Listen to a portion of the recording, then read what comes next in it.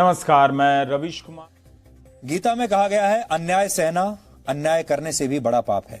अन्याय के विरुद्ध लड़ना मानव धर्म है। कचहरी के कैंपस में होते हैं जिनसे कोर्ट जब अदालत चलती है तो खर्चा चलता है। बिहार में वकीलों के अलग अलग एसोसिएशन ने कई बार आर्थिक पैकेज की मांग की, लेकिन किसी ने इस पर ध्यान नहीं दिया। सरकार ने भी नहीं, न अदालत ने, न बार ने। 2015 में हुए शार्ली एब्दो हमले के आरोपियों पर मुकदमा आज से ही शुरू हुआ है। इस केस में कुल 13 पुरुष और 1 महिला यानी कुल मिलाकर 14 आरोपी हैं। गोली चलाने वाले 3 हमलावरों को फ्रांस की पुलिस ने उसी समय मुठभेड़ में मार दिया था। आतंकी संगठन अल कायदा ने इस हमले की जिम्मेदारी तब ली थी और कार्टून दोबारा छपने के बाद से फ्रांस में एक बार फिर से तनाव की स्थिति पैदा हो गई है। फ्रांस के गृह मंत्री ने माना है कि देश में एक बार फिर आतंकी हमला हो सकता है इस कार्टून की वजह से। 8,000 से ज्यादा इस्लामी कट्टरपंथी जो इस समय फ्रांस में हैं, उन पर कड़ी नजर रखी जा रही है कि कहीं वो कोई दंगा फसाद ना करें। तो हर राज्य के हर जिले के वकीलों की यही स्थिति थी, ना कही गई ना सुनी गई। मई के महीने में हमने कई बार देश की बात में कहा, जून में भी कहा, जब देखा कोई सुन ही नहीं रहा है, वकील भी नहीं बोल रहे हैं, तो ये बात छोड़ दी। अभी खबर आई है कि सरकार ने फैसला किया है कि 100 से अधिक चीनी कंपनियों के मोबाइल ऐप बंद कर दिए गए हैं, जिनमें पबजी भी शामिल है। हाँ? कल रात को यानी मंगलवार की प्राइम टाइम में मैं कह रहा था कि जीडीपी -24 हो गई है। इस पर वित्त मंत्री नहीं बोल रही हैं, इस पर वाणिज्य मंत्री नहीं बोल रहे हैं, प्रधानमंत्री नहीं बोल रहे हैं। कम से कम कोई चाइनीज कंपनी पर बैन ही लगा दीजिए ताकि एंकरों में जोश आ जाए। मुझे नहीं पता था कि 12 घंटे से कम समय में यह फैसला ले लिया जाएगा और चाइनीज कंपनियों पे बैन का फैसला ले लिया। मैगजीन के दफ्तर पर हमला हुआ है। आतंकवादी ये चाहते हैं कि डर की वजह से कोई भी उनके खिलाफ मुंह न खोले। ऐप बंद हो गए तो आप देख लीजिएगा 1 सितंबर का प्राइम टाइम। केरल से स्नेहा ने एक रिपोर्ट भेजी है। देखिए, ये दौर बहुत खराब है, चुनौतियों भरा है। बहुत अच्छी पढ़ाई करने वाले, बहुत महंगी फीस देकर पढ़ाई करने वालों के पास भी उसके अनुपात में नौकरी नहीं है। गुजरात से एक लड़के ने मुझे पत्र लिखा है कि 10 लाख रुपए देकर इंजीनियरिंग की पढ़ाई की, 10,000 रुपए की भी नौकरी उसे नहीं मिल रही है। अब वो समझ पा रहा है कि दरअसल राजनीति को अर्थव्यवस्था के क्षेत्र में जाकर समझना चाहिए, उससे गलती हुई है।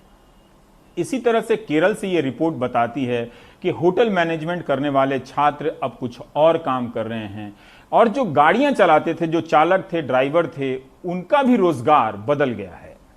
शार्ली एब्दो का तब खुलकर साथ दिया था।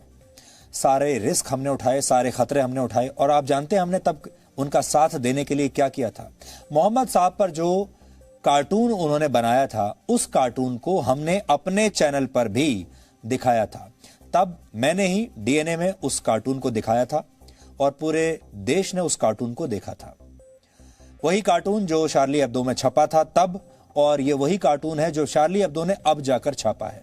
और ये कार्टून यहां इस देश में टीवी पर दिखाने के लिए हमारे खिलाफ देश के अलग अलग राज्यों में एफआईआर दर्ज कर ली गई। हमारे खिलाफ बहुत सारी शिकायतें पुलिस में भेजी गई और उसके बाद प्रताड़ित करने का एक नया सिलसिला शुरू हुआ। ये हमने तब 2015 में किया था। तो अब आप सोच सकते हैं कि फ्रांस में और भारत में क्या फर्क है।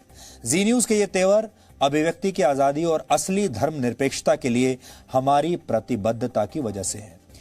अब आपको हम बताते हैं, इसी साल दिल्ली के शाहीन बाग में चक्का जाम की कवरेज करने से जी न्यूज को रोकने की कोशिश हुई थी। मैं तब खुद वहां पर गया था, हम वहां नहीं पहुंच पाए, वहां के लोगों ने हमें वहां घुसने नहीं दिया।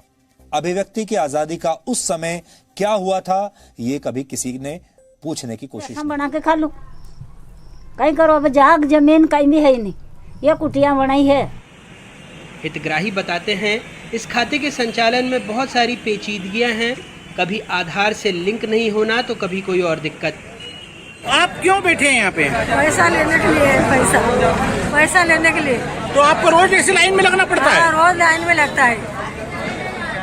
4 दिन 5 दिन भैया, रोज 4 दिन 5 दिन भैया, आज और 8 बजे की अभी। यहाँ पैसा ले जगह नहीं मिलो सर, पैसा कहाँ दे, जगह न मिलो, रोज आओ का बासिया बटेरा। कब आए थे आप पैसा लेने? कितनी बार आना पड़ा? 5 बजे से आई। सुबह 5 बजे से आए? हाँ।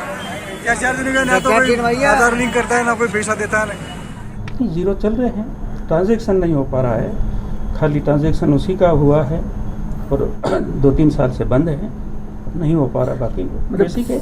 सीधा सा बात ये कि अगर गवर्नमेंट की तरफ से पैसा नहीं आ रहा है इसलिए उसमें ट्रांजैक्शन नहीं जा पा रहा है। पैसा 2-4 साल भी हो जाते हैं, कभी आता है, जैसे अभी कोविड का आना चालू हुआ, कोर्स चालू हुआ, तो जब तक थे खाते कोई इनएक्टिव भी हो गए, कोई खाते क्लोज भी हो गए, तो वो पैसा उसमें जमा नहीं हो पा रहा। सरकारी आंकड़ों के मुताबिक अगस्त 2020 तक देश में कुल 40 करोड़ 35 लाख जनधन खाते खुल चुके हैं। इसमें से करीब 22 करोड़ खाते महिलाओं के खुले हैं। वित्त मंत्री ने लोकसभा में जानकारी दी कि जनवरी 2020 तक 37 करोड़ 80 लाख खातों में 18.7 खाते डॉर्मेंट थे, जिसमें बड़ी संख्या महाराष्ट्र, मध्य प्रदेश और यूपी से थी। कहीं ना कहीं जो मध्य प्रदेश और महाराष्ट्र जैसे राज्यों को लेकर बात आ रही है, उसमें यह हो सकता है कि हमारे यहाँ जो सहकारी बैंक या किसान क्रेडिट कार्ड का मामला बहुत मजबूत है, उसके तहत किसान उस पर ज्यादा फोकस कर रहे हैं। लेकिन हमारी मध्य प्रदेश की सरकार भी ये बात का बहुत प्रयास करती है कि जो भी किसानों को पैसा आवंटित होना है वो इसी माध्यम से जाए। अब लेकिन इस पूरे विषय में ये क्या गलती हो रही है, क्यों इनके बैलेंस जो है जीरो हो रहा है, इस पर निश्चित रूप से गंभीरता से विचार होना चाहिए और सरकार आवश्यक रूप से करेगी। मोदी जी के वो दावे जिसमें हमने कहा कि सब गरीबों को हमने बैंक दिखाया, असलियत सामने आने लगी। अर्थव्यवस्था जैसे चौपट हुई वही मार गरीब पे पड़ी। जो खातों में आवक जावक ही नहीं हुआ, कोई लेन देन नहीं हुआ, किसी प्रकार की एक्टिविटी नहीं हुई, तो अल्टीमेटली वो समाप्त हुए। इसका मतलब है ये मोदी जी का असली आर्थिक पहलू है, असली चेहरा है, असली भारत की अर्थव्यवस्था है। सबक सीखे। जहां पैसे पहुंचे वहां से ऐसी तस्वीरें भी आई। मसलन अप्रैल में भिंड से, जहां लॉकडाउन के दौरान गरीब महिलाओं को प्रधानमंत्री जनधन योजना से 500 रुपये लेना महंगा पड़ गया। 500 रुपये तो नहीं निकल पाए, बल्कि 10,000 रुपये का मुचलका भरकर रिहाई मिल पाई थी। कुछ दिनों पहले विपक्ष ने आरोप लगाया था कि नोटबंदी के बाद जनधन खातों का काले धन को छिपाने के लिए खूब इस्तेमाल हुआ, लेकिन यहाँ तो कई खाते ही बंद हो गए। कुल मिलाकर हाल वही। आंकड़ों में देखने पर देश बहुत सुंदर नज़र आता है, लेकिन असल में अगर देखेंगे तो देश में सब हवा हवाई है। आगर मालवा से जफर मुल्तानी और भोपाल से कैमरा पर्सन रिजवान खान के साथ अनुराग भारी, NDTV इंडिया। जब भी कोई सरकार दावा करे, ढिंडोरा पीटे, उसकी योजनाओं ने ये कर दिया है, वो कर दिया है, तो अनुराग द्वारी की 1-2 रिपोर्ट चेक कर लीजिएगा, आपको और ढोलक बजाने में थोड़ी मदद मिलेगी। दूसरी खबर ये है कि 100 से अधिक चीनी कंपनियों के ऐप बैन किए गए हैं। जब भी सीमा पर तनाव होता है, हम ऐप बंद कर देते हैं, डिलीट कर देते हैं, इतनी शक्ति है हमारे पास। और जो सबसे बड़ी बात है इसमें कि हमने PUBG बंद कर दिया है भारत सरकार ने। GDP -24 हो गई, इस पर किसी ने मंत्री ने नहीं बोला। ऐप बैन कर दिया है, ये इसका बड़ा हंगामा प्रचार हो रहा है। सब कोई देखिए ट्विटर पर ट्रेंड कर रहा है, PUBG भी बंद हो गया। तो खैर, 1 सितंबर से JEE की परीक्षाएं शुरू हुई।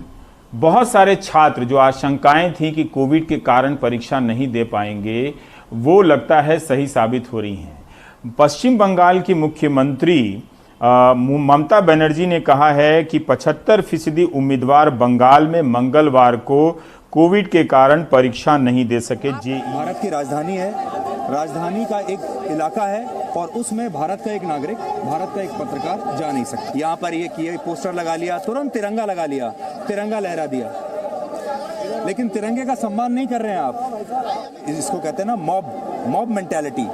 ये वो मॉब मेंटालिटी है और सब हो रहा है लोकतंत्र के नाम पर, सब हो रहा है संविधान के नाम पर, सब हो रहा है अभिव्यक्ति की आज़ादी के नाम पर। सब कुछ आप देखिए,